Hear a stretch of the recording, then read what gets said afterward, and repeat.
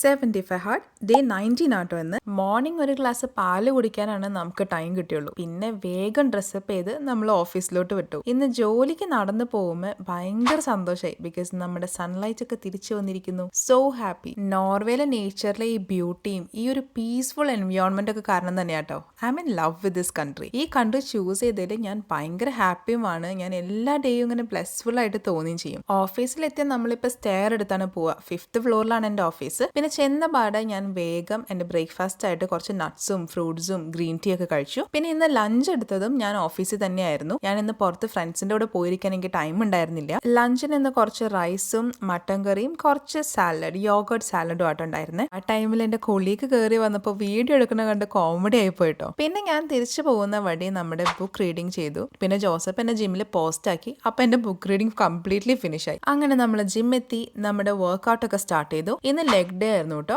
അപ്പോൾ as usual ഞാൻ സ്ക്വാഡ്സിൽ തന്നെയാണ് സ്റ്റാർട്ട് ചെയ്തത്. ഇന്ന് 2.5 kg ഇംപ്രൂവ്മെന്റ് ഉണ്ടായിരുന്നു ലാസ്റ്റ് ടൈമിനേക്കാളും. ജോസഫ് ചെയ്യുന്നത് കേട്ടോ കറക്റ്റ് ഫോം. എൻ്റെ ഇച്ചിരി തെറ്റിയായിരുന്നു. പിന്നെ നമ്മൾ RDL ചെയ്തു. RDL എനിക്ക് 5 kg ഇംപ്രൂവ്മെന്റ് ഉണ്ടായിരുന്നു. എനിക്ക് ഭയങ്കര ഹാപ്പി ആയിട്ടോ. അത് കഴിഞ്ഞ് നമ്മുടെ ലെഗ് സ്ട്രെച്ചിങ് ചെയ്തു. ലെഗ് സ്ട്രെച്ചിങ്ങിനും നല്ല ഇംപ്രൂവ്മെന്റ് ഉണ്ടായിരുന്നു. ലാസ്റ്റ് ടൈം ഞാൻ 18 kg ആണ് ചെയ്തത്. This time first 2 set 25 kg, last set 18 ആണ് ചെയ്തട്ടോ. പക്ഷെ എനിക്കത് ഭയങ്കര ഇഷ്ടമായി. പിന്നെ ലെഗ് ഡേ കഴിഞ്ഞാൽ ഉള്ള സ്ഥിരം കാഴ്ചയാണ്. കയറാനും ഇറങ്ങാനും ഇനി ഒന്നും പറ്റത്തില്ല. അങ്ങനെ ജിമ്മൊക്കെ ഫിനിഷ് ചെയ്ത് നമ്മൾ ഇതേ നടന്ന് വീട്ടിൽ പോവാണ്. പിന്നെ വീടെത്തി നമ്മുടെ ഹെൽത്തി ഡിന്നർ കഴിച്ചു, ഫ്രഷപ്പ് ആയി. അങ്ങനെ ഇന്നത്തെ ഡേയും ഡൺ.